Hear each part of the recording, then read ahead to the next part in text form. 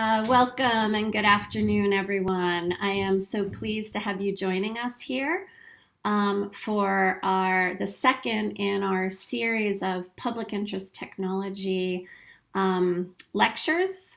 And this is part of work that has begun here at the Algorithmic Fairness and Opacity Working Group in collaboration with the D-Lab and CalNERDS, which stands for New Experiences for Research and Diversity and Science, and supported by a grant from the New America Public Interest Technology University Network, where we are aiming to cultivate a pipeline of undergraduate public interest technology scholars at UC Berkeley.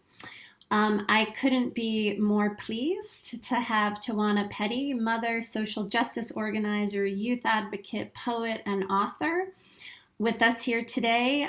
She has been intricately involved in water rights advocacy, data and digital privacy rights education, and racial justice and equity work. She is currently the National Organizing Director at Data for Black Lives. But she has held numerous positions as a kind of social justice advocate, researcher, organizer, and really, I think, bedrock of multiple communities around the intersection of justice and technology. And it is just a pleasure to have her here today. For those of you who are unfamiliar with AFOG, we are an interdisciplinary research group housed at the UC Berkeley School of Information, where we bring together faculty, postdocs, graduate students, and increasingly undergraduate students from a wide range of disciplines to conduct research, education, develop policy, build systems, and really bring theory into practice and do so bridging disciplinary boundaries. We try to center human values in the design and use of technical systems and to support more equitable and just societies. And I'm honored to co-lead this work. I'm Deirdre Mulligan. I'm a professor at the School of Information with my colleague Jenna Burrell, who's an associate professor at the School of Information. And with that, I am going to welcome Tawana Petty back to our community again. We were delighted to have her with us on Monday for a roundtable on facial recognition technology and resistance to it. And she was dynamic and just full of insight then, and we are so looking forward to listening to you today. With that, Tawana, please take it away. Thank you so much.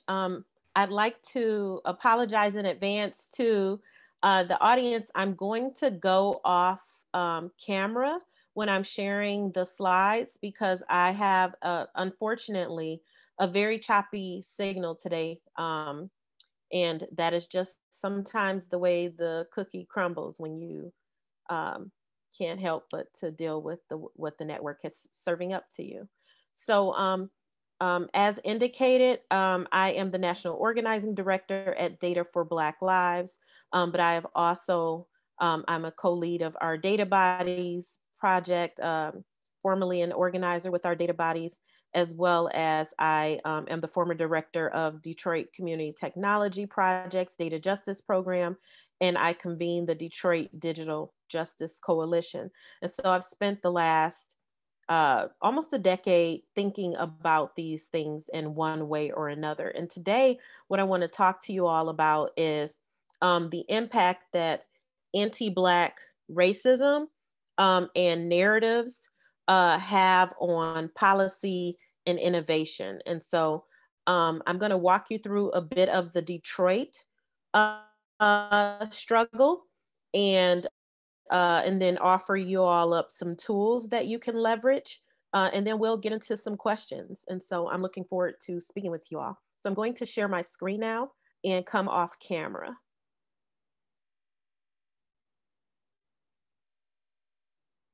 So I want to just get right into it. Okay, so I was born and raised in Detroit, Michigan. And Detroit is actually one of our hubs under Data for Black Lives. I convene the hub program, which has 8 cities under it, and Detroit is one of them. And we do organizing initiatives in each of those cities with organizers who are on the ground doing that work. But I want to talk to you all specifically about Detroit today. because for about the last half century, Detroit has suffered under a dominant negative narrative, which has had a tremendous impact on the ways that policy is shaped, the ways that innovation is thought about in the city, and the conflation between surveillance and safety. And so I want to lift up a few examples. This is a film called Take Him to Detroit. Well, the actual film's name is A Fistful of Yen, and the theme was Take Him to Detroit. And this is a film from 1977. And the actual ultimate crime punishment in this film was to take this agent to Detroit to be punished. And there were many punishments that were offered up in this film. And the ultimate punishment was being sent to Detroit. And so the person is dragged out screaming and kicking and begging to be killed instead. Anything but Detroit. Another example is this is a 2007 article about smart cities. And the title of it was, Is It Time to Change the Narrative About Detroit?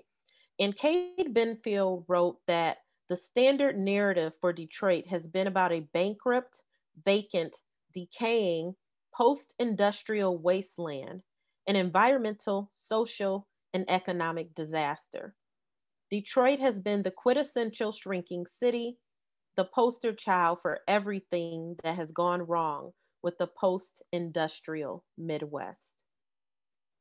And in 2014, Paige Williams wrote an article about a suburban, who they called a suburban kingpin, which was the late L. Brooks Patterson. And he was an Oakland County executive who spent the decades long power that he had in the state of Michigan to ensure that certain resources were not granted to Detroit, that transit could not travel from Detroit to his county. And he went into many, many interviews expressing his dread and disgust with Detroit, talking about the fact that Detroiters should be corralled like the Indians, in his own words, and thrown in the blankets and corn. And so he used very bigoted language to describe Detroit, and was not afraid to leverage his power to ensure that there was disinvestment in the city. So, what happens when there isn't a racial analysis and innovation is launched upon a city or leveraged against the city without thinking about the impact of those that anti-racist narrative, and not having a racial justice framework? So, I like to lift up this article from um, the Internet Policy Research Initiative out of MIT. And the title of this was Ensuring That Smart Cities Don't Become Surveillance Cities. So when there are policy initiatives that do not take a racial justice analysis, then you can end up with mass surveillance and really malicious types of policies that are going to have tremendous impacts on all communities, but most prominently communities of color, and particularly Black communities. And so just the line from here is the deployment of smart city technology could have a chilling effect on citizens' constitutionally protected freedoms, such as rights of free and anonymous expression. And previous research has shown that individuals change their behavior when they are aware they are being monitored. And I want to lift this up because Detroit has a program called Project Greenlight, which is a mass surveillance program, which started off with 8 or 9 cameras at gas stations that stayed open late, and now has over 2,000 cameras at over 700 businesses. And these cameras are connected to housing, public housing, recreation centers, schools, medical facilities, laundromats, and really so many other types of institutions. And so, what are some of the real life impacts of having innovation that is not centering racial equity? These 3 maps, the red map, I hope you all can tell the different colors, but the red map over here that my cursor is on, is a map that Loveland Technologies created to show the tax foreclosures over the period of a decade from 2002 to about 2012 to 14. And every single red area of this map shows an area in Detroit that had experienced a tax foreclosure. The map with the purple that my cursor is on is a map of water shutoffs. And all of these purple areas are indicating areas where homes were auctioned based on water bills. So I want you to look at this purple map where my cursor is to show you, this is a map from 2014 to show you that these are properties that were foreclosed on due to water shutoffs. And then this red map is all areas in Detroit that have experienced these foreclosures.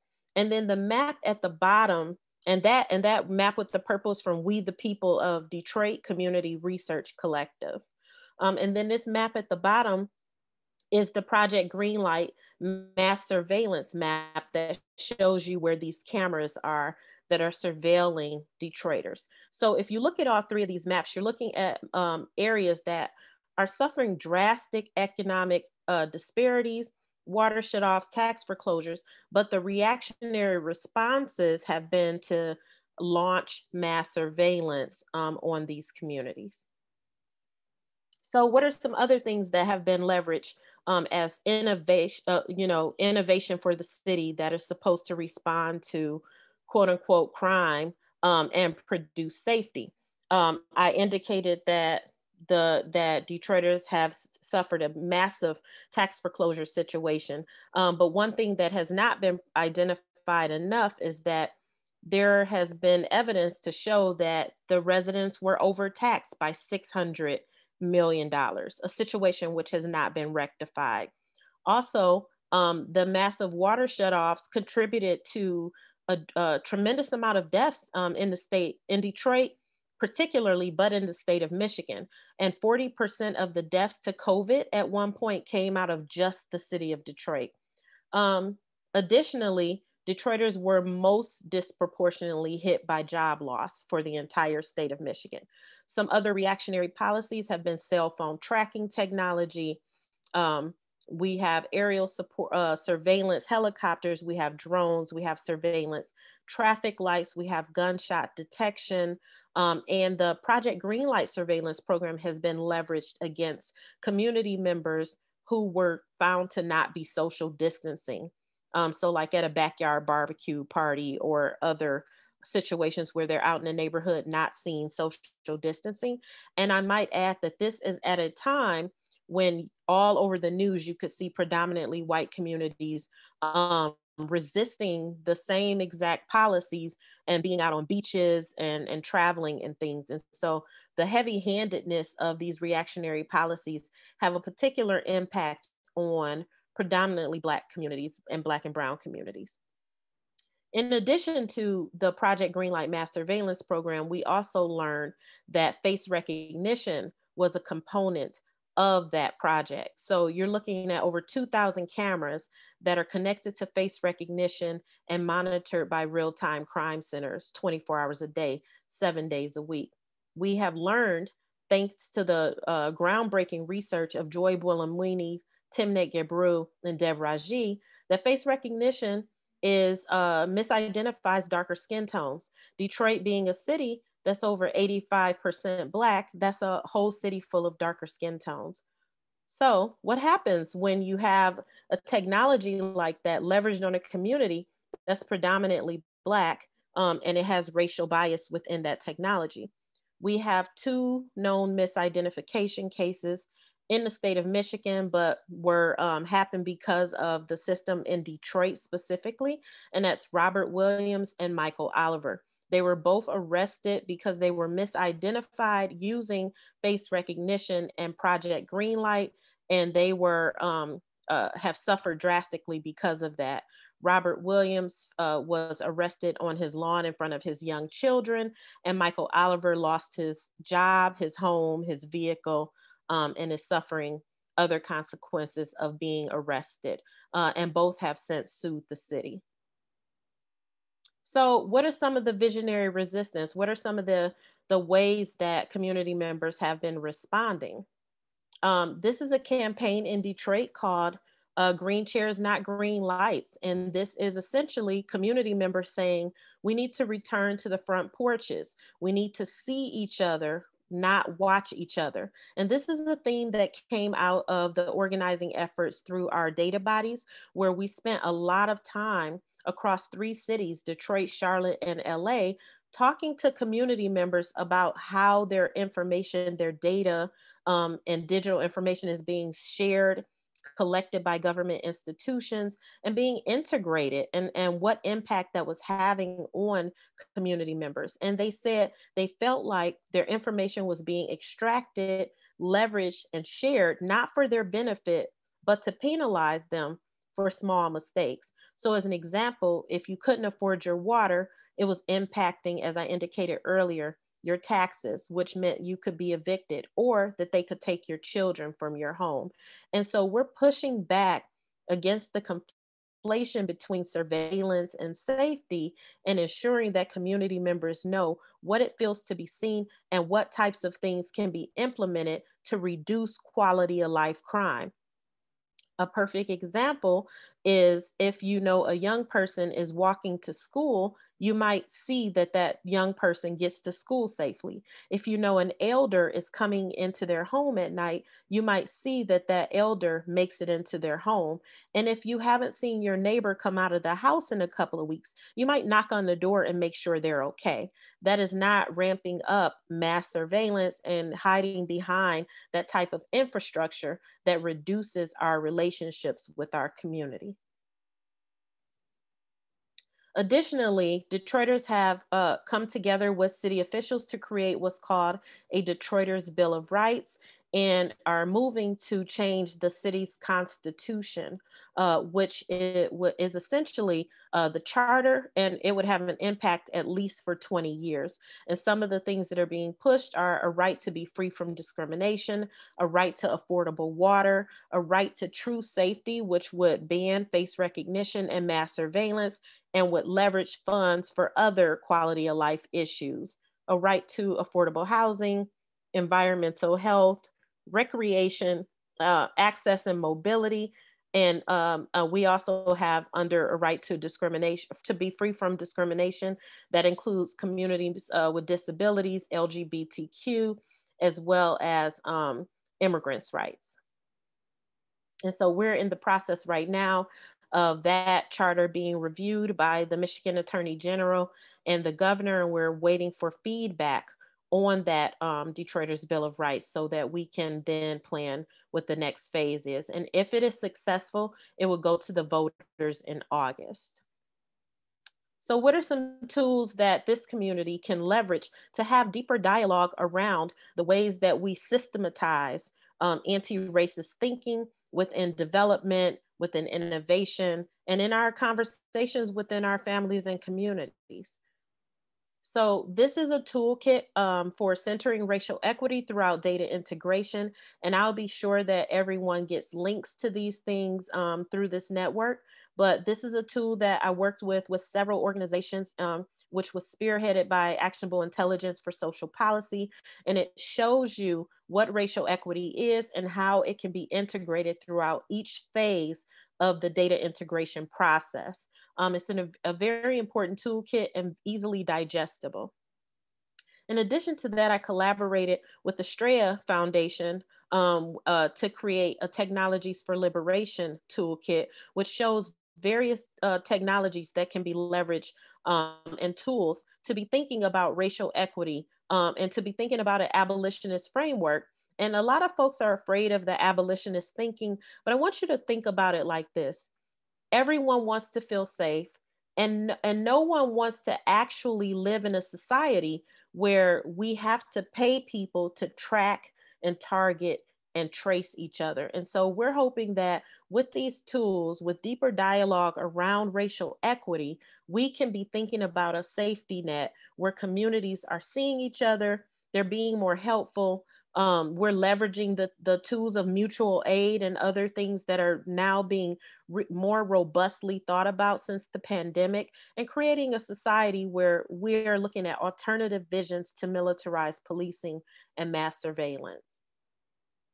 In addition to that, the digital defense playbook that our data bodies created several years ago, which has many tools to be thinking about the ways that we think about our data bodies and how though that our data body has an impact not just on us, but on our communities and the decisions that are made in our neighborhoods. And so one example is we have an exercise called What's in Your Wallet, and it has you thinking about all the information that is collected so that you can have access to these tools, a tool being a driver's license, a tool being a credit card, a tool being a library card, and how that information is integrated with other systems to make decisions about you and decisions about resources that may or may not come into your community.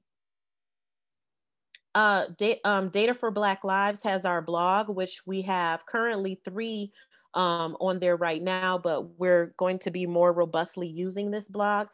The Detroit on a Journey to Be Seen talks about all of the organizing efforts within Detroit that I just mentioned. And then we also have a COVID mapping project that is on our blog. And we also have our No More Data Weapons campaign that talks about all of the various data systems that are leveraged against communities. We also have our crash course series, which are these 3 to 5 minute videos that are easily digestible that talk about things like algorithmic bias, what we mean by abolition, and break down the significance of data for Black lives. And this is on our social media as well as our YouTube channel. In addition to this, this is something that I wrote up to help us think about the ways that we can challenge anti-Blackness and kind of start to move up the ladder, or it doesn't have to be, it could be horizontal as well. Whatever type of method you need to move us beyond solidarity towards allyship, ultimately towards co-conspirator and accomplice. And at the end of the day, we could land on co-liberation or collective liberation, which means that we're moving from solidarity, which is like, I'm really sorry that happened to you, towards allyship, which is the understanding of white supremacy and the acknowledgement of privilege, towards accomplice and co-conspirator, which is active engagement within the struggle for anti-Blackness. But the deeper level of co-liberation is more of an understanding that all of our liberation is tied up in one another's, and that we all benefit from seeing that anti-Blackness is done away with and internalizing an abolitionist framework that challenges us to be more fully human. And so, what happens when we flip the script? When we've internalized these tools, we've been thinking about how we move from solidarity to collective liberation. We move from this looping cycle of injustice, which is a phrase coined by our data bodies through our research, towards this path towards justice. So whereas we're thinking about surveillance as a reaction to a quality of life crime, we might be thinking about safety teams that are implemented. Detroit has a safety team that has been expanding over the years, which is thinking about responding to community issues that don't require police. Instead of surveillance, you might have more well-lit streets. Research indicates that well-lit streets tend to be reduce crime in those communities. We don't look at disinvestment, we look at ways to invest in our community, which reduces poverty and enhances equity. Instead of water shutoffs and allowing for communities to go without water, we literally ensure that affordable water is something that everyone can have, because it does not benefit any community for community members to spread disease or lose their children. And we, the people of Detroit and the People's Water Board Coalition and other water advocates, have been working on those issues and contributed to the Detroiters' Bill of Rights. And the same with affordable housing, and thinking about how we make our schools more viable and our communities thriving. And so thank you. That is what I have to share, and I'd love to get into dialogue with you all.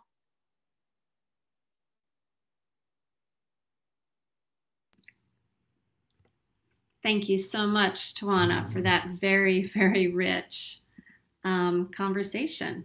I think I'm going to jump in right away, given that I had the honor of being with you on Monday as well, into our Q&A. And we have a question that's come in already, asking, as cities increasingly adopt smart city applications, what are some best practices that city leaders can follow to align technology programs with their equity goals? I know you've been very busy thinking about kind of what are the structures and processes that are required, and I'd love to hear about those, and also things you're learning from other cities, because I know you've talked about kind of collaborators in other places. And yeah, please.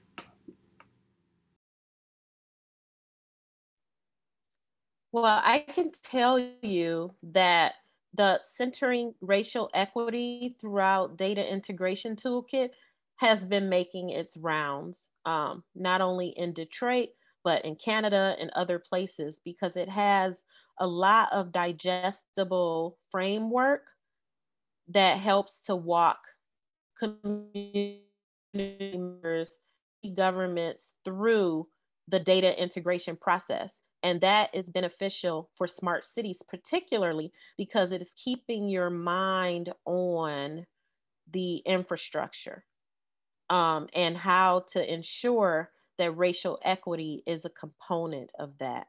So I encourage everyone to leverage that as a resource. And I apologize if I'm choppy at all. I'm doing I'm doing my best with this signal. There was a little bit of chop, but it was pretty narrow. So I know in your work on the Detroiters Bill of Rights, there's been, you have both explicit commitments to certain kinds of rights, and also you've embedded kind of commitments to processes, oversight boards, reviews, reporting. And I'd love to hear you talk a little bit more about what you hope those processes bring, and what you're modeling on, like where you're looking of examples where you think things have worked well, both either in other communities or in other domain areas. Like people talk about impact assessments, and we know that some of that experiences come out of things like environmental impact assessments or privacy impact assessments, which have a history of both some strengths and some limitations. So I'm wondering if you could talk a little bit about like what you're building in, and what the inspirations were, and how you're thinking about some of those strengths and limitations in this area. Yeah, what we're hoping, honestly, to build in is a robust commitment from community members to hold these oversight bodies, as an example, that are being created to account, and to be fully engaged with the oversight process. One of the most important parts of bringing the Detroiters Bill of Rights together was, number one, politicizing a community to understand policy more, and number two, to show that there can be collaborative efforts between city officials and community members to design policy, from a community most impacted perspective. So, as I indicated, the disability rights portion was written by people who are most impacted in that community. The water affordability portion by folks who have experienced not being able to afford their water. Surveillance, pretty much anybody in the city could have participated in that because the city is so surveilled. But I took the lead, most of the lead on drafting a lot of that information based on other communities that I've been engaged with who have designed similar policies. Portland being a perfect example. I've done a lot of collaboration with Portland. And one of the challenges, as I indicated, is Detroit is a predominantly Black city, and there isn't necessarily the political will to not surveil predominantly Black cities. So that's why we've seen that most all actually of the cities who have been successful with bans have been predominantly white. So although we're looking at other models, we know that we're in a particular type of circumstance when you're looking at 700,000 Black residents. And so we're taking bits and pieces from other places, but also the best way that we'll know whether it works is if some of this stuff leaves our community. But we have to stay engaged. It's not an easy process. This has been years in the making, and we know that we can't just implement it and then walk away. We're going to have to stay committed to ensuring that the oversight and the different advisory boards and things are actually functioning. So I don't have an easy answer for that, but I know that if we get rid of Project Greenlight or face recognition, that'll be a perfect example of a success. If we implement water affordability and community members don't lose their water, that'll be a model for success. So we're able to take each of the rights in that way. Yeah, I think we'd love to hear more about so in the right to safety component of the Bill of Rights, it kind of leads with demilitarization, and kind of the restrictions on surveillance is kind of nested in this broader commitment to thinking about demilitarization. And I'd love to hear you talk a little bit about kind of the politics of getting to that particular coupling. You've spoken a little bit about kind of the specific politics of being in a majority Black city, and I'd love to hear you talk a little bit more about the complexities that brings into this conversation.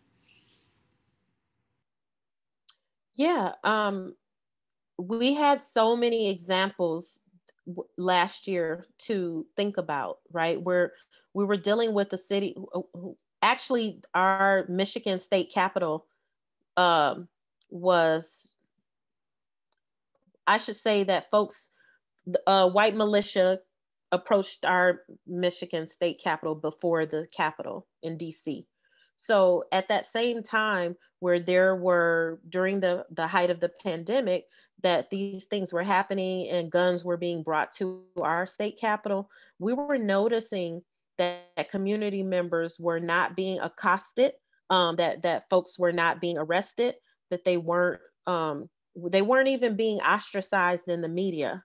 And to a degree, it got to the point where the media started talking more about it. But when this initially happened, the white militia storming the Capitol it didn't appear to be a big deal, not enough for there to be arrest or tear gas or tanks or drones or any of those things. But peaceful protests in Detroit at the same exact time that was happening was being met with brute force. People were being put in chokeholds. They were being arrested. They were having drones fly over. And community members in Detroit were being issued $1,000 tickets for not social distancing. Now, the median income in Detroit prior to COVID-19 was under $30,000 for a family. Since COVID, nearly 40% of the residents have lost their jobs. So $1,000 tickets is you may as well just take everything from a family with that type of a debt. And so we were just noticing that there's this reactionary heavy-handedness that automatically comes on to that community that wasn't even doing the type of assault on the Capitol. There wasn't an assault on the Capitol, but this community was being punished. And so we're drafting policies to respond to the fact that that law enforcement responds to our community in a way that is not equitable at all. And so we also know that research has shown when you heavily militarize a police department, guess what? They use it, even when it's not necessary, which is rarely necessary. So that was the motivation, is to remove these militarized weapons and this toxic poison that actually should not be leveraged during a pandemic where there's respiratory issues in the first place. But that's a whole nother concern. But yeah, our motivation is to try and de-escalate, honestly, through policy, because it feels like if we don't de-escalate through policy, we won't be able to de-escalate. So you mentioned the contrast with the insurrection at the Capitol, and also your own experiences and this with the State House. And it's been striking to me looking at the reports that are coming out about how Capitol Police didn't even have riot shields that functioned. They smashed to pieces. And thinking about your experiences in Detroit, and I'll say here in Oakland, where also as a peaceful protester, there were people were being gassed, and there were other things that were happening that were so completely out of touch with kids walking in the street protesting racial injustice, and the striking ways in which different communities have been resourced to respond in that militarized way. I just think is so powerful. I was remembering a colleague who was doing some work looking at police-worn body cameras and open government laws and the relationship between kind of the communities and the racial demographics of the policing departments, and the relationship between whether or not there was kind of easy open access to surveillance, body-worn camera data, or whether or not it was more difficult, and the relationship between kind of various racial compositions of communities was really fascinating, and I think speaks to some of these very particular ways in which certain communities are viewed as places that warrant militarization. So that, I think that thread is so important there. You mentioned the importance of the gender shades work. And it seems like a really nice example of the way in which the academic research community has been useful in a co-liberatory way in your agenda. And I'm wondering if you could talk about, was there coordination beforehand? Did you know your folks who I'm sure now are your close colleagues? Are there particular, and I also know that work at Georgetown has also been very useful and influential.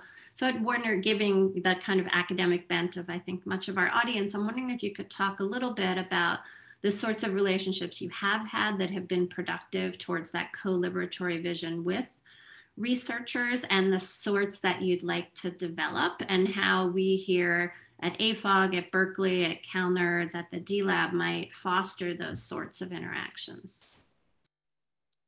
Yes, I can tell you that the research has been tremendous. Number one, it's given a lot of credibility for our concerns. And so at the time that we knew that Project Greenlight was ramping up, we had no idea that we had face recognition, or, to be honest with you, what it even meant. And so luckily for us, Georgetown Center for Privacy and Technology, Claire Garvey Alvaro, reached out to, at the time I was with Detroit Community Technology Project, and they reached out to us when and said, did you know that you all have that your police is using face recognition? And I was like, no, what? And it was really their introduction through their research, the Perpetual Lineup and America Under Watch, that we learned about the extent of that collaboration between Project Greenlight and face recognition. And that pointed us to the groundbreaking gender shades research.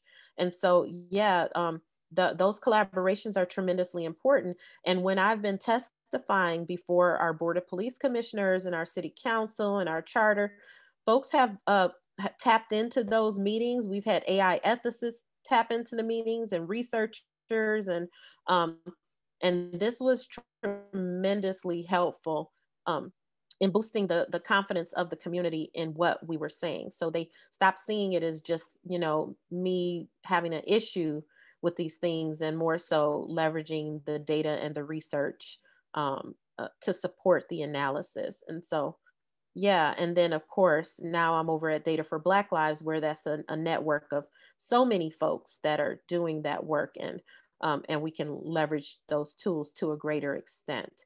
So yeah, your research and your efforts, and even stuff like this, which can serve as political education for the community, like these recorded trainings and sessions, are very helpful in raising the consciousness around these issues. So I have a question. One of our co-collaborators, Diana Lizarraga from the Cal Nerds, she leads Cal Nerds, and she asked a question which I think is so important about the GIS maps that you put up showing the water metrics. And she's asking about whether or not your statewide leaders are adapting those sorts of important visualization practices. And I'd like to also put that in conversation with a question that Zoe Kahn, one of our AFOG student coordinator, asked, which is the ways in which additional data collection, analysis, and use, and generally in this surveillance way, tends to be kind of activated during these times of crises. And it just seems these are such totally different uses of data, right? In this, as you highlighted in your talk, this data to be as surveillance versus data to be seen and to make yourselves visible and to make particular structural inequalities visible. And I'm wondering if you could talk about the ways in which data gets activated in these conversations and how your work is trying to shape some of which data is used, how is it activated, how's it brought into these processes?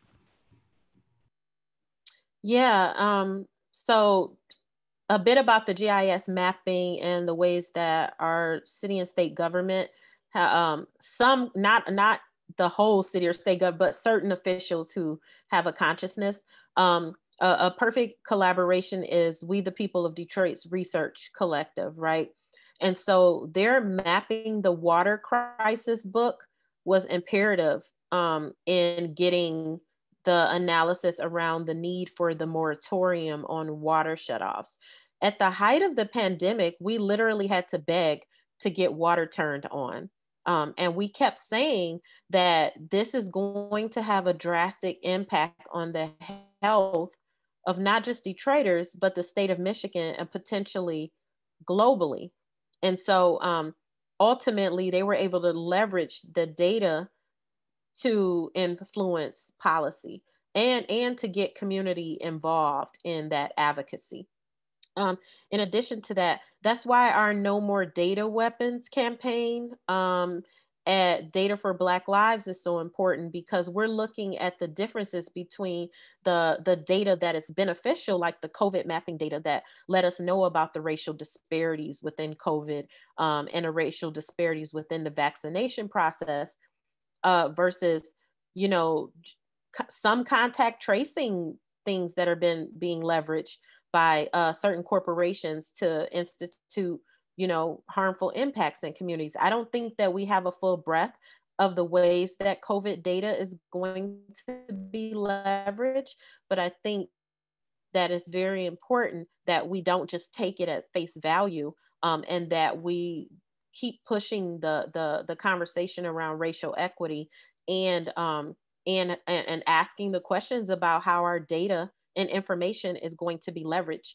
I'll use an example. In Detroit, the contact tracing contract went to Dan Gilbert, which is a billionaire investor in Detroit who benefited from the foreclosure crisis, has no medical connections, but was given the contact tracing contract. There's no legitimate reason for that. And we have no idea what he's doing with all the data. And so that is something that we're pushing to unearth. But a lot of times when you're in crisis, we're not the only ones who are seeking opportunity. So is the other side would like to further disenfranchise us. And so at a time when Detroiters were, as I said, 40% of the residents losing their jobs, this particular billionaire actually made record profits, actually his highest ever. And so, you do kind of have to follow the money that's connected to the data, especially when it comes to corporations who are selling these sorts of tools to our community. I'll finally say one more thing about this. The reason why I'm lifting up Dan Gilbert is because he's actually the person who encouraged our Detroit Police Department to get into a real-time crime center situation. He had his own private security system and surveillance cameras that our Detroit Police Department was leveraging before Detroit police had their own. And we're seeing that as something that's replicated in other places where there's a billionaire land investor who is connected to city government or law enforcement and encouraging the practices and offering up his own surveillance because that's biometric surveillance and data extraction. And so there's a lot to unpack there, but I think that the collaborations in city government are going to be very important in understanding how data is integrated and leveraged and what impacts it's going to have on the communities. There was so much to unpack there, Tawanna. How did you, what was the way in which you understood that Gilbert was getting this contract? Was there an opportunity to influence it? Was there actually, was there competitive bidding? I assume there was, but were there other people competing for that contract that you think would have had the kind of right sensibilities? And part of the reason I'm asking is what's the role? Many of the people who are going into these kind of data intensive industries, right? They're products of universities like Berkeley, where we are training undergraduates and graduates in data science and computer science and engineering at the School of Information with these technical skills. And I'm wondering, obviously, I believe we have a real role in helping people have an anti-racist orientation to their work, and in thinking about kind of the values implications, the ethical implications, the justice implications. But when you're looking out in the field, are you seeing those things, whether it's in the corporate context or in the folks who are at the city level or the state level working with data? Are there particular ideas that you have about how we ought to be doing this work within the academy to make sure that people enter the workforce with the kind of orientation necessary to work well and be supportive of communities, work well with people like you? I wish I had the the full answer to that question. I don't know that there was a proposal process for the contact tracing. I do know that that Gilbert tends to get what Gilbert asks for. Another example is our 38% of the residents in Detroit don't have broadband internet access. Now, there are many community organizations like the Equitable Internet Initiative, as an example, who are engaged in that work. But that is another contract that was given to Dan Gilbert to expand upon broadband and send technology to the homes of families who don't have internet. Now, I have a healthy skepticism anytime someone who is not in the broadband field, not in the field of internet access gets those types of contracts and agreements, not in the field of medicine and gets contact tracing contracts during a pandemic, and those sorts of things. And so I think that the sexiness of money can sometimes end up putting us in collaborations that do not align with our principles and values. And so I go back to the racial justice framework, which is why I think the Centering Racial Equity Toolkit is so helpful, because it does walk you through these sorts of questions that could be asked about and not just for data integration, but the kind of screening that could happen with collaborations around the things that we're saying that we're connected to, like racial equity, racial justice. And then the other toolkits that I leveraged as well.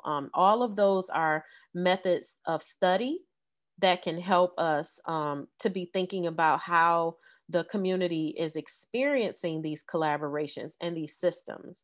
that that we're engaging with, because sometimes just the question, does this need to exist in the world, can reframe some of the thinking that folks are having. I think the rush to solve in circumstances that doesn't communicate with the community who's experiencing those circumstances has been very dangerous and harmful. And we're spending a lot of time on the ground fighting back systems that were meant to be quote unquote helpful.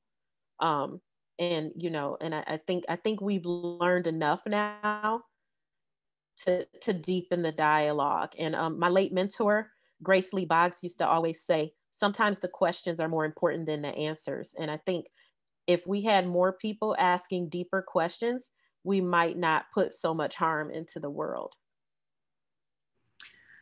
Here's to asking deep questions. So I think we have time for 2 more questions. So I'm going to try to pull some of the stuff that I'm seeing coming in through the Q&A in the chat. So one is, you just mentioned a toolkit, and obviously in your role at Data for Black Lives right now, I'm sure you're thinking about ways to leverage data and develop toolkits for the community. And I'm wondering if you could talk a little bit about the kind of major areas that your toolkit touches on. This is coming from Claudia Von Bocano, who's the director of our D-Lab, that also has a toolkit focused on community-informed data and data that informs community. And I think we'd love to hear more about, like, what are the needs that you're addressing? What can we learn? How can we collaborate? Yeah, so I should name that I listed a bunch of toolkits from various organizations that I've collaborated with, and so I'm happy, Deirdre, to make sure you all have those links so you can share it with the network. But racial equity, first and foremost, demystifying what these terms mean to you and for the community. Asking those deeper questions about who else is already doing this work, and should I be communicating with them? What has the community asked for? And how are we defining community? And does this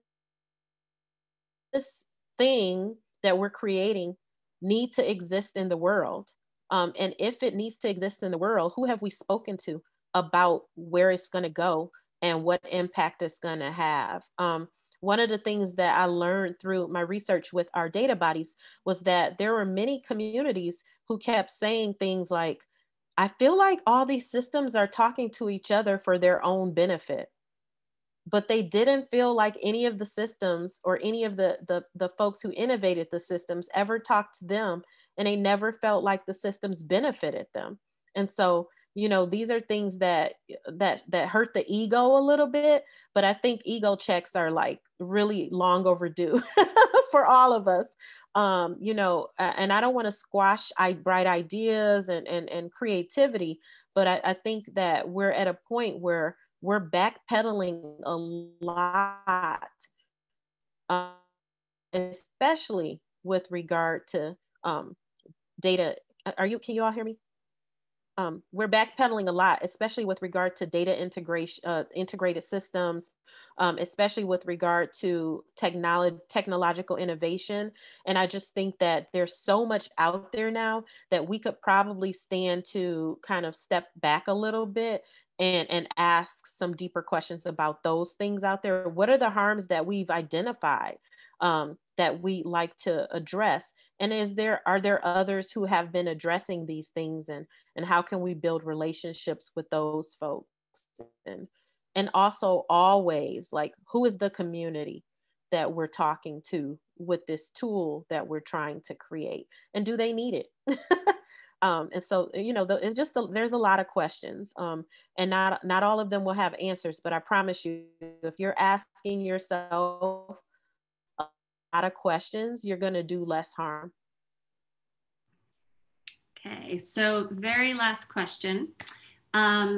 Wondering what you think the role of corporations is right now. How can they be most useful or allied with the coalitions that you are building, if at all?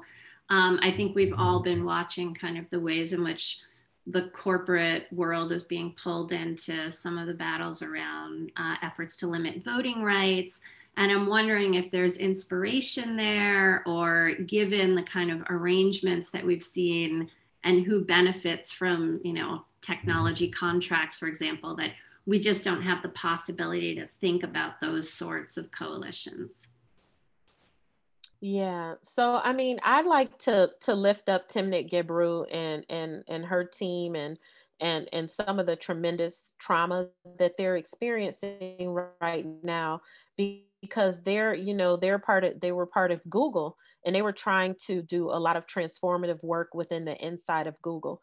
And I think that they made a tremendous sacrifice, but I also think that the consciousness of the world has been raised by their sacrifice. And so something that looks, terrible on one end and is being felt terribly by the folks who are experiencing it is going to have a tremendous transformative impact on the ways that these corporations respond in the future and currently have to respond. And so growing pains are painful.